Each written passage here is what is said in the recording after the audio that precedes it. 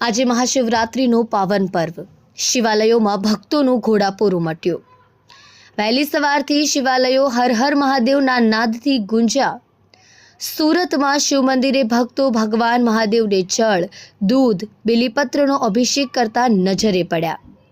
મંદિરોમાં વિશેષ પૂજા, શણગાર અને મહાઆરતીના આયોજનો। ओम नमः शिवाय। आज महाशिवरात्रि बधाने खूब खूब शुभेच्छा शुभकामना पाठवुं छुं। आ सूरतनुं नहीं परंतु विश्वनुं सौथी सारूं आ पारस शिवलिंग है।